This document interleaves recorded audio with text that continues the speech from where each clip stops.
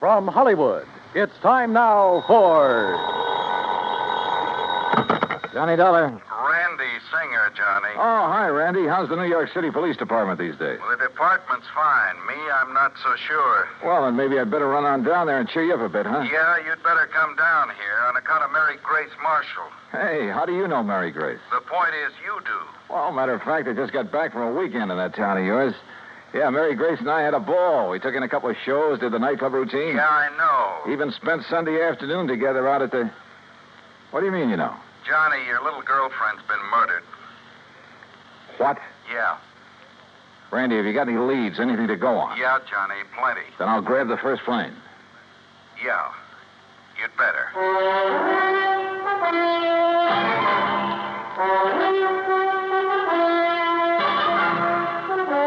Bob Bailey in the exciting adventures of the man with the action-packed expense account, America's fabulous freelance insurance investigator. Yours truly, Johnny Dollar.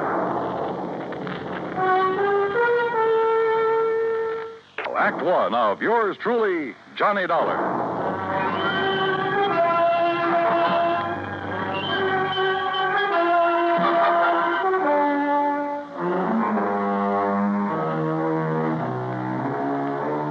Expense account submitted by Special Investigator Johnny Dollar to the Mideastern Life and Casualty Insurance Company, Home Office, Hartford, Connecticut. Following is an account of expenses incurred during my investigation of the Mary Grace matter.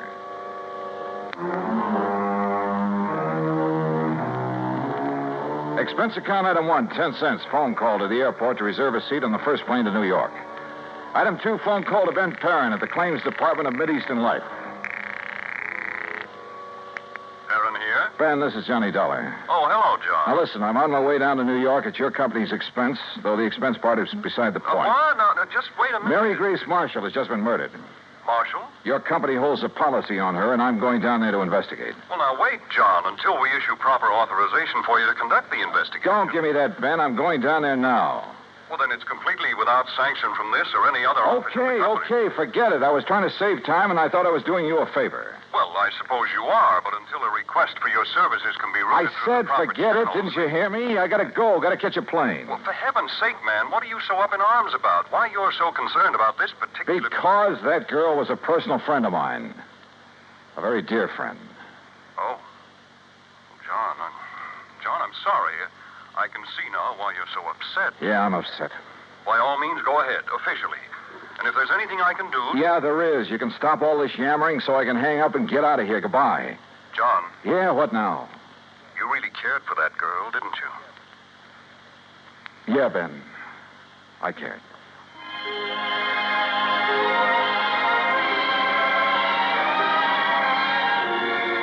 Expense account item 3, 920. Cab to the airport and plane ticket to New York.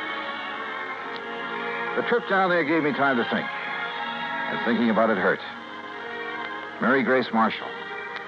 Tall, brunette, and very beautiful. And as straight a girl as I'd ever known. There was a time a few years ago when I'd hoped she might marry me. But she wanted to stay with her successful career as a fashion designer. And she was right. I'm not the marrying type either. So we just remained friends. We had a lot of fun together. Theaters, dancing, an occasional nightclub. Sometimes the long hair stuff, a recital or the opera.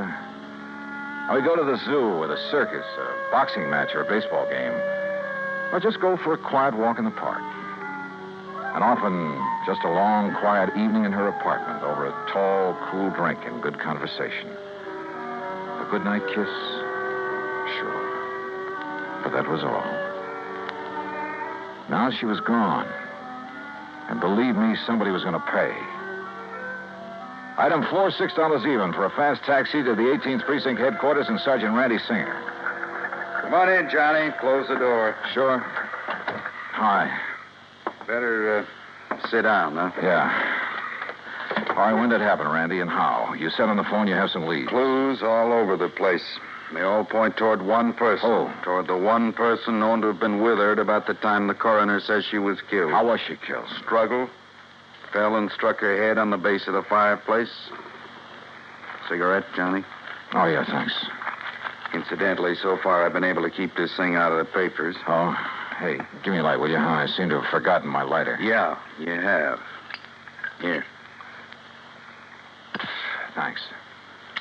Now, the coroner says she was killed Sunday night, late, What? by somebody who must have spent several hours with her. You said late Sunday night. That's... Go on, Johnny. Hey, look, stop snapping that lighter and... Wait a minute, where'd you get that? According to all the evidence, it was left behind by whoever murdered Mary Grace Marshall. Here. Look familiar? Are you crazy? This lighter is mine. Yeah, Johnny. I know. And now, Act Two of yours truly, Johnny Dollar, and the Mary Grace matter.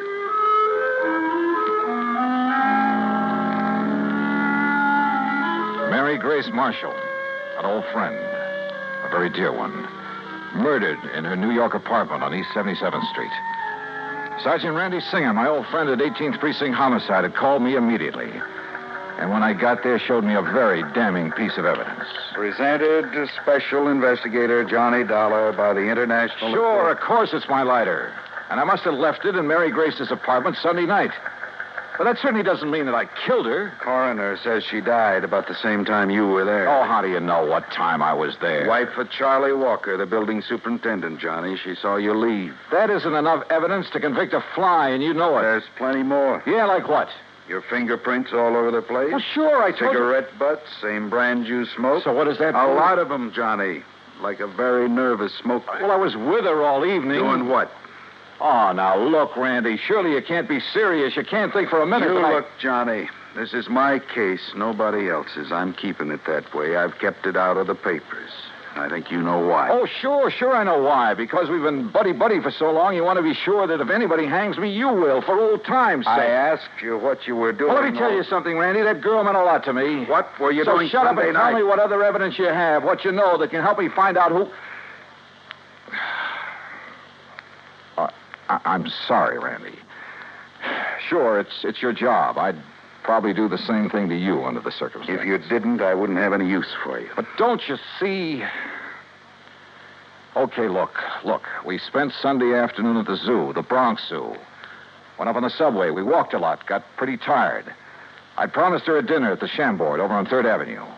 But she said she had some food at the apartment, so we went back there. Then we just sat around and talked, played some music, that's all. And had some drinks. Yeah, I picked up a bottle of scotch on the way. How many drinks? Oh, 1 or 2 light ones is all. Sorry, Johnny, that bottle was nearly empty. But that's him. Who discovered the body? Mrs. Walker, wife of the apartment super. The one who saw you leave shortly after hearing the screams that made her... Screams? Yeah, that made her finally go up and look in the Marshall girl's apartment. She's crazy, Randy. You're lying. Can you prove it? I'd like to talk to that woman. I think you She's off better. her rocker if she told you she... What'd you say?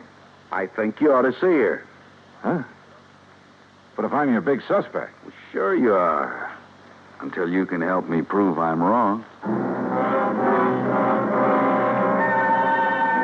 We drove over to the place on 77th Street in a prowl car. Everything was exactly as it had been when I'd left Sunday night, except that there were signs of a struggle, as Randy had said. A chair and a lamp had been knocked over, the hi-fi shoved aside when she'd fallen at the fireplace. Even the bottle of scotch from which I'd poured a couple of small... What's the matter, Johnny? Well, I'm not sure, Randy, but... Well, I'd have sworn I left this bottle out in the kitchenette where I... Huh? Hey, are you making more prints? Yeah. Look, this bottle of soda, 3/4 full. You don't kill most of a bottle of scotch with only this much soda. Unless you're drinking it straight. Oh, who drinks it straight these days? An alcoholic? Or somebody who needs a jolt for his nerves. Maybe. Want to go downstairs and talk to the super's wife? Yeah, let's.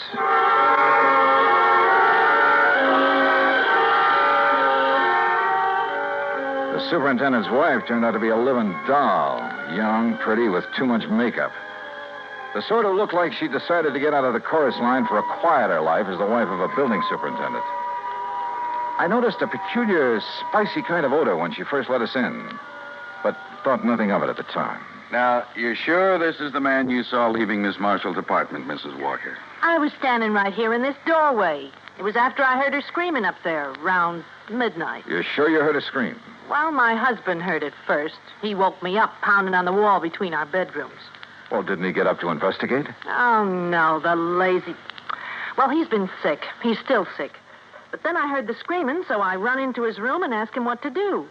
Go back to bed and forget it, he says. It's probably just a party upstairs. Then you went up and found the body, huh? Well, first I tried to sleep, but I kept thinking I heard noises. From upstairs? Well, no. You sure? It was like maybe my husband was getting up or something. Go on.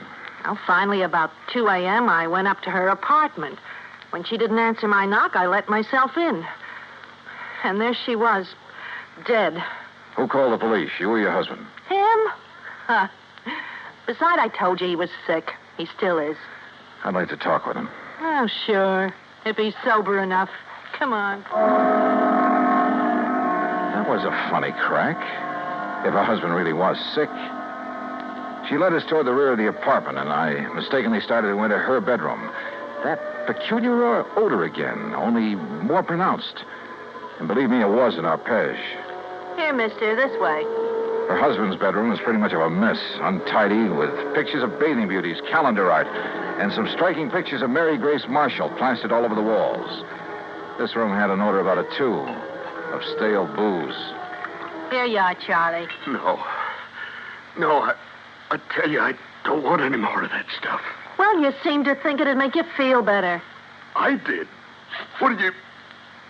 Oh, the cop again. That's right, Mr. Walker. And this is the guy I seen coming down from your girlfriend's apartment after all the screaming. His name's Johnny something. You actually heard screaming up there, Mr. Walker? Yeah, awful racket. Woke me up. Scared me. What do you mean? That poor girl up there. All alone. Only she wasn't alone. But then it stopped. I figured maybe I'd been wrong. Had a nightmare or something. Yeah, sure. A dream about her. You think about me for a change instead of dreaming about that dame. Shut up. Talking about her, dreaming about her, sneaking around to have a look at her when she came Shut in and up, out. I tell you. If you wasn't sick, I think you'd sneaked up there and done her in because you couldn't have her. Sergeant, will you take her out of here? It wouldn't be the first time a drunken bum has killed somebody. Shut up! Shut up! Mrs. Walker, I thought I told you this man was supposed to be kept quiet. Oh, well, now, look, Doctor. Yet I walk in here and find this sort of thing going on. Go on, all of you. Out of here while I attend this man. Just a minute, Doctor. Out immediately. This is a heart case complicated by a very serious virus infection. Doc, if I can have just one Later, minute. officer. I must save this man's life. Come on, Randy. You too, Mrs. Walker. Yeah, sure. He's been getting alcohol again, strictly against my order. Now, look here, Mrs. Walker. No, wait. Huh? Come on upstairs with me again. Oh? What'd you think of? A couple of things, Randy, that I believe will clinch this case so fast. Come on. Act 3 of yours truly, Johnny Dollar, and the Mary Grace matter.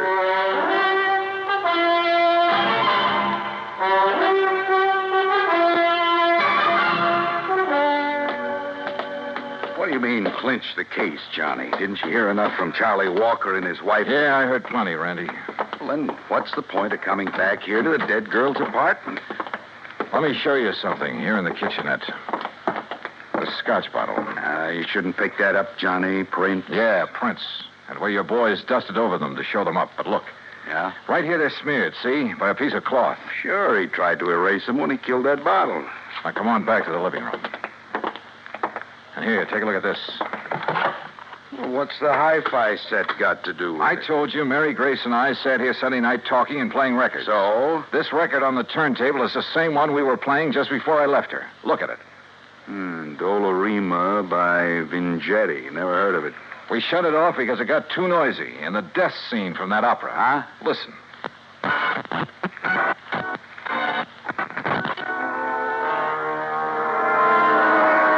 Yeah, here it is.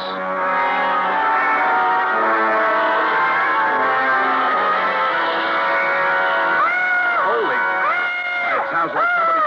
Shut it off! Well, I'll be darned. Sure. The screams that Walker and his wife said they heard. And that record's what gave him the idea. And now it's a matter of pinning it on him. All right, what have you got for his motive? Motive? Are you kidding? Didn't you see those pictures of all those beautiful those babes he has on the wall of his room? And the pictures of the Marshall girl? All right. He was gone for Mary Grace, talked about her, dreamed about her, had her pictures all over his room, but she wouldn't give him a tumble. All right. All right. So he hits the bottle heavier than ever on account of this frustration over the Marshall girl. Wouldn't be the first time that sort of thing has happened. Happens all the time. So if he can't have her, he's going to kill her. You see my point? Yeah, and it's well taken, Randy. All right. Last weekend, you're taking his dream girl out on the town, having a good time with her, doing all the things he wished he could do. Go on. Well, it's too much for him, driving him out of his rum-soaked mind. Then he hears that screaming on that opera record. It gives him the idea. He wakes up his wife, so she'll hear it, too, so his wife will think somebody's getting killed up there. But he doesn't let her go up there, right? Sounds good, Randy. After his wife goes back to bed, that's when she saw you leave, he goes up there and kills the girl. But if he was as sick as he appears to have been... John, the time like that, a man gets superhuman strength. Strength of a madman, they call it. And listen. I'm listening. His wife said she thought she heard him walking around, remember? I remember. So that's it. She finally got up, came up here, and found the body.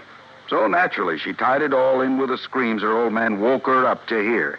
And that suited him perfectly. She couldn't help but alibi for him. Come on, let's get downstairs again. I realize, Johnny, it's all circumstantial, and I still have to pin it on him. Or her. But I'll hold him on suspicion. Or her. The same circumstances would work just as well for Walker's wife if she were the killer.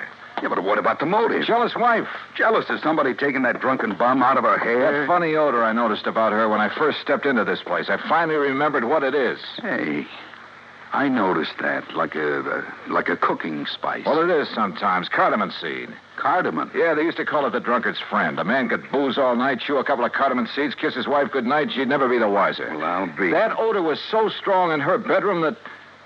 Well, maybe she's the lush, huh? Hey. And tried to make the same thing out of her husband on the excuse it would make him feel better. You mean he isn't a heavy drinker, Doctor? No, he is not. Doctor, you said he has a heart condition. A very serious one. Complicated by a... Yeah, I know. Could he possibly have got out of bed, climbed those stairs Sunday night, struggled with, and killed someone? The odds against his surviving such a thing are 1,000,000 to 1. 100 million. All right, I heard it all. That means you're going to start accusing me of killing that girl up there. Mrs. Walker, I told you to stay out of your husband's room. Yeah? Well, he's dead, Doc. Dead? I don't know what you give him, but he's dead. Did you give him more liquor? No. But you gave him enough before I came to... Wait here, all of you. Well, you going to try to pin that Marshall dame on me now that Charlie's gone? You've already pinned it on yourself, Mrs. Walker. What? You thought you'd left no fingerprints on that bottle up there. Well, I didn't. I used a handkerchief. Yeah. I... That's what I thought. But, no, wait a minute. I didn't mean that. Too late, I'm afraid. Oh, no, it ain't. Put down that gun, Mrs. Walker. All right. So I killed that dame on the second floor. And if I have to kill you,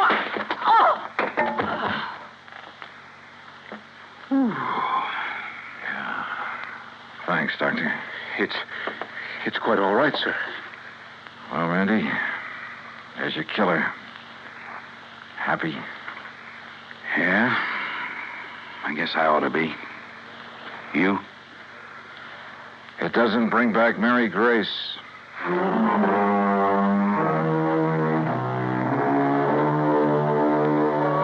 Expense account total, including transportation back to Hartford?